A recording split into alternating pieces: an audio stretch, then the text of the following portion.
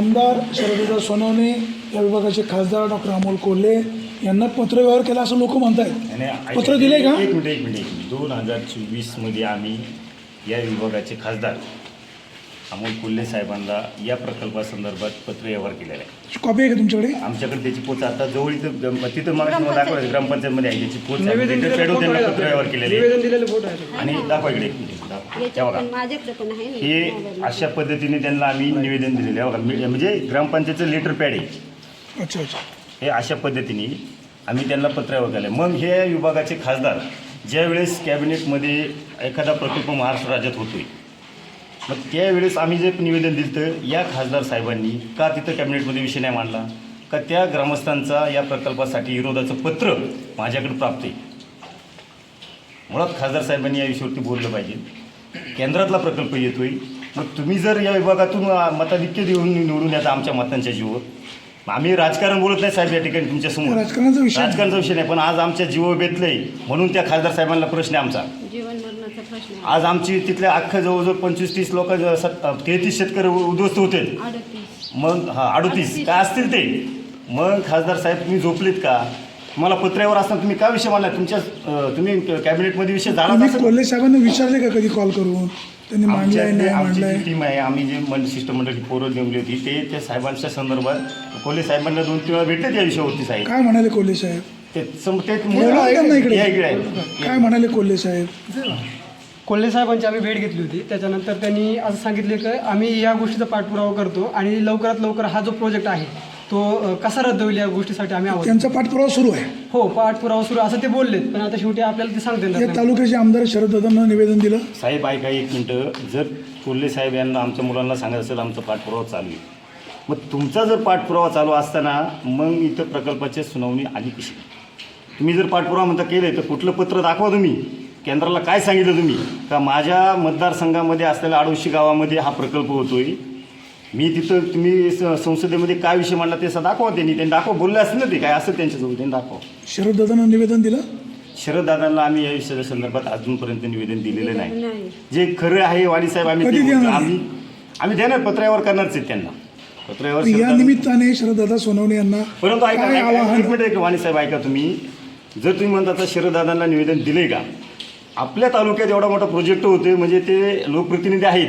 दादांनी या विषयाकडे जातीने लक्ष टाकलं पाहिजे. दादांना निवेदन देण्यापेक्षा तुम्ही लोकप्रतिनिधी आमच्या विभागाचे म्हणजे आमच्या या तालुक्याचे आमदार लोकप्रतिनिधी आहेत म्हणजे तुम्ही अशा ठिकाणी येऊन हा विषय आहे. नाही त्यांना माहीतच असणारच ना. असं कसं बोलता वाणीसाहेब तुम्ही? त्यांना माहीतच असणार ना. त्यांनी इथं आलं पाहिजे स्थानिकांची भेट घेतली पाहिजे. स्थानिकांचं म्हणणं काय ते ऐकून घेतलं पाहिजे. आम्ही जाण्यापेक्षा तुम्ही लोकप्रतिनिधी तुम्ही जबाबदार म्हणून त्यांनी इकडे आलं पाहिजे. तुम्ही यायला पाहिजे. ज्याप्रमाणे माझे आमदार आले साहेबांना निवेदन दिले तसं आमदार साहेबांना पण निवेदन दिलं पाहिजे ना. नाही 2024ला दिले आम्ही साहेब. 2024ला निवेदन दिले. आत्ता दिले नाही तो 2024चा विषय. तुम्ही जे पाहता तुम्ही आता मग विद्यमान करंट आमदारांशी तुम्ही डायलॉग का करत नाही? त्यांना फोन का करत नाही? दादा तुमचा विरोध आहे का पाठिंबा आहे विचारलं पाहिजे. आता आम्ही ते करणार आहोतच. परंतु विद्यमान आमदारांनी या ठिकाणी यायला पाहिजे. स्वतःहून आलं पाहिजे. एवढा मोठा प्रोजेक्ट होतोय मग तुम्ही काय करतात? लोकप्रतिनिधी आहेत. एवढा मोठा प्रोजेक्ट होतोय म्हणजे तुम्ही आलं पाहिजे या ठिकाणी. सुरेश भाऊ तुम्ही काय सांगाल? साहेब आज आजनावळे गावची विशेष ग्रामसभा होती. त्या विशेष ग्रामसभेला आदरणीय देवराम लांडे साहेब असतील बाळासाहेब सदाकाळ असेल आम्ही सगळेजण उपस्थित राहिलो आणि खरं तर या सगळ्या भावना ओळखून आदिवासी बांधवांच्या भावना ओळखून खरं तर आम्ही 9 तारखेला जो आपला आदिवासी दिन असतो त्या दिवशी उपोषणाचा आपण निर्णय घेतला. या सगळ्या भावना ओळखून याच्यात साहेब कुठलं राजकारण नाही कुठला पक्ष नाही काहीच नाही. परंतु आज आदिवासी बांधवांवर जर वेळ येत असेल मला असं वाटतं ही तालुक्यावर आलेली वेळ आहे. जुन्नर तालुका ही संघर्षाची भूमी आहे. काल पुणे नाशिक रेल्वेची नारेंगावला काल बैठक झाली. काल आमच्या एका पाहुण्यांचा अपघात झाला माळशेज घाटात. त्यांना घेऊन आम्ही काल रात्री पुण्याला गेलो परंतु यायला उशीर झाला त्याच्यामुळे मला बैठकीला उपस्थित न राहता आलं. परंतु चक्काजाम आंदोलन पण 9 तारखेला आहे. ते आंदोलन झाल्यावर आम्ही उपोषण स्थळी जाऊन त्या ठिकाणी बसणार आहे छत्रपती शिवाजी महाराज पुतळा जुन्नरला. याचं कारण साहेब असं ही जी जनसुनावणी जी त्यांनी आयोजित केली त्यांनी नोटीस पेपरद्वारे नोटीस आम्ही पाहिलं 21 तारखेला आणि आज आपण पाहतोय की यांचे मनमानी कारभार. अदानी प्रकल्प खरं तर मी मगाशी पण ग्रामसभेत सांगितलं की अदानी हा सरकारचा जावई आहे. आज त्यांनी अनेक ठिकाणी भारतामध्ये प्रकल्प केलेत. आज मगाशी यांनी जी भावना व्यक्त केली खासदार साहेबांची आणि आता आमदार साहेबांची, मला असं वाटतं खासदार साहेबांनी आणि आमदार साहेबांनी या सगळ्या जनतेच्या भावना ओळखून, आदिवासी बांधवांच्या भावना ओळखून त्यांनी पण त्या उपोषणात सहभागी झालं पाहिजे. ही माझी कळकळीची विनंती. एक कार्यकर्ता म्हणून असेल, जुन्नर तालुक्याचा नागरिक म्हणून असेल. मगाशी देवराम लांडे असं म्हणाले का तुम्ही खासदार कोल्हेंचं पण काम केलं आहे, विधानसभेला शरददादांचं पण काम केलेलं आहे. त्या दोघांना या निमित्ताने काय सांगावं आणि ते लक्ष का देत नाहीत? साहेब, इथं प्रत्येक कार्यकर्ता आहे, प्रत्येक कार्यकर्त्याने कोणाचं काम केलेलंच आहे. परंतु मला असं वाटतं की ह्या जनतेच्या भावना त्यांनी ओळखल्या पाहिजे, त्यांच्या भावना समजून घेतल्या पाहिजे. आणि जे आम्ही जो काही विडा उचलणार आहोत, आपण सगळेजण जो विडा उचलणार आहोत, त्या संघर्षामध्ये त्यांनी सामील झालं पाहिजे. मगाशी साहेब ह्या गोष्टीचा मी आवर्जून अजून एक उल्लेख राहिला की आपण पाहतो की अदानी प्रकल्प आज जुन्नर तालुक्याच्या बोकांडी येऊन बसतोय. हा अदानी प्रकल्प भोरांड्यापासून तर आडुशीपर्यंत त्या ठिकाणी हजारो हेक्टर जमीन त्या ठिकाणी आमच्या आदिवासी बांधवांची जाणार आहे. आणि आपण एका गोष्टीचं एक दुसरी गोष्ट आपण एका दुसरी बाजू अजून एक पाहू. अदानीचे मीटर स्मार्ट मीटर म्हणून आपल्या प्रत्येक घरोघरी बसवले जातात. हे बघा, तुम्ही ऑब्झर्व करा. हा लढा काय सोपा नाही. अदानीचे मीटर कंपल्सरी बसवले जातात. ते आज लोकांनी जर विरोध केला तरी अदानीचे मीटर आपल्या प्रत्येक घरात येतोय. आणि जर लोकांनी लाईट बिल जर लोकांचं आमचं राहिलं तर त्या अदानीचा मीटरच्याद्वारे लाईट बंद. खासदार अमोल कोल्हे आणि विद्यमान आमदार शरददादा सोनवणे यांनी जर तुमच्या आंदोलनाला पाठिंबा दिला नाही तर तुमची भूमिका काय राहील? नाही साहेब, खरं तर या भावना आमच्या त्यांनी विद्यमान आमदार साहेब असले, विद्यमान खासदार साहेब असेल, हे नक्कीच त्या ठिकाणी यांनी आदिवासी बांधवांच्या भावना ओळखल्या पाहिजे.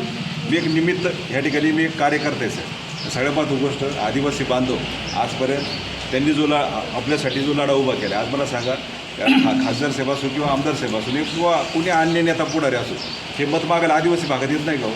आज विभागाशी पण उल्लेख केला साहेब, या नाणे घाटात येणारा जो पर्यटक असेल, या गावात येणारे जे लोक असतील, सर्वसामान्य लोक, पर्यटकाचं बाजूला ठेवा.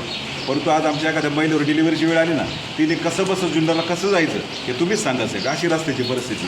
हे सरकार नेमकं आदिवासी बांधवांना गांभीर्याने घेणार आहे का नाही? आणि मगाशी मी जसा उल्लेख केला स्मार्ट मीटरचा, सगळ्या पत्रकार बांधवांनी आवर्जून ऐका. हे कंपल्सरी प्रत्येकाच्या घराघरात बसवले जातं. ते अदानी आपल्या घरापर्यंत आलं आहे. अदानी आपल्या घरापर्यंत आल्या. आज तो जुन्नर तालुक्यात आदिवासी बांधवांची जमीन अधिग्रहण येण्यासाठी त्यांनी फाना काढलेला आहे. हा फाना आपल्याला ठेचून काढायचा आहे. वाघे साहेब, मुद्दा असा आहे की ज्या लोकांना आपण मागच्या काही निवडणुकांमध्ये सहकार्य केलं, अगदी अमोल कोल्हे असतील किंवा शरददादा असतील किंवा राष्ट्रवादी असेल अजितदादांची, या सगळ्या पक्षाचे जे काही याच्यातले जे काही 3 प्रमुख पक्ष आहेत जे सत्तेमध्ये आहेत, नेमकं या सगळ्या प्रक्रियेमध्ये आपण पाहिलं तर या सगळ्या गोष्टींवरती प्रश्नचिन्ह उभं राहतं की हे जे काही सत्तेत सहभागी असणारे पक्ष आहेत, मग ते राष्ट्रवादी अजित पवार गट असो, अगदी सेना असो, काय सांगाल या ठिकाणावर? नाही, खरं तर जे सत्तेत सहभागी असणारे पक्ष आहेत, त्यांचे जे नेते असेल, पुढारी असेल, खरं तर ही सगळी राजकारणाची स्थित्यंतर सगळ्या निवडणुका आपण पाहिल्या. आजपर्यंत पक्ष फोडाफोडी सगळ्या गोष्टी आपण पाहिलेल्या आहेत. याच्यामध्ये जास्त खोलात जायचं नाही. परंतु आज जुन्नर तालुक्यापुढे जो महत्त्वाचा प्रश्न उभा राहिला अदानी प्रकल्पाचा, याच्या माध्यमातून आदिवासी बांधवांची जी शेकडो एकर जमीन जाणार आहे, यासाठी सगळ्यांनी सत्ता पक्ष निवडणुका सगळ्यांनी बाजूला ठेवल्या पाहिजे. सत्तेतल्या पुढाऱ्यांनी पण सहभागी झाला. माझा प्रश्न आहे की ह्या सगळ्या निर्णय प्रक्रियेमध्ये किंवा जे काही हा जो काही प्रकल्प आहे तो ज्यावेळेस या ठिकाणी आणला जात होता, या सगळ्या जे काही राजकीय पक्ष असेल, अगदी विरोधकसुद्धा, तर मग या सगळ्या प्रक्रियेमध्ये आपण पाहतो की नेमकं सत्तेत सामील असणारे जे काही पक्ष आहेत त्यांची भूमिका ही संशयास्पद वाटते. यांनी मग सत्तेतून बाहेर पडलं पाहिजे. माझं एक म्हणणं आहे, आपण जर कळकळीने आदिवासी बांधवांसाठी जर उभं राहतो, मला असं वाटतं आदिवासी बांधवांच्या पुढं हे पक्ष राजकारण हे दुय्यम आहे. आज आपल्या बांधवांनी या जमिनी राखल्या, आज ही कष्टकरी समाज आहे, हा आपला वंचित समाज आहे आणि कसा बसा त्या ठिकाणी जीवन जगतो. यांच्या भावना ओळखल्या का नाही? मग या ताईंनी ग्रामसभेत तिच्या डोळ्यात पाणी आलं. कधी सरकार यांच्या भावना ओळखणार? आज मला एक सांगा, आज देवराम लांडे साहेब त्यांनी जरी सत्तेतल्या पक्षात जरी असले, परंतु हा माणूस उभा राहिला, आदिवासी बांधवांसाठी उभा राहिला. माझं म्हणणं हेच आहे, आज तुम्ही सत्ता निवडणूक राजकारण कोणी पाहू नका. सगळ्यांनी या उद्याच्या आंदोलनात या संघर्षात सगळ्यांनी उभं राहिलं पाहिजे. आजनावळे ग्रामस्थांनी मग जी विशेष ग्रामसभा आयोजित केली, त्याच्यामध्ये एक कमिटी नेमली, 56 लोकांची काहीतरी कमिटी नेमली. 17 ग्रामपंचायतीनुसार संजयजी साबळे आजीजी यांनी जी माहिती दिली. आपण पाहतो की सगळे ग्रामपंचायत सगळी गावं असतील हे सगळे त्या लढ्यात उतरणार आहे. या लढ्यासोबत जुन्नर तालुक्यातील सगळ्या पुढाऱ्यांनी, सगळ्या जुन्नर तालुक्यातील सगळ्या ग्रामस्थांनी पण उपस्थित राहिलं पाहिजे, ही माझी कळकळीची विनंती. आणि तुमची काय भूमिका?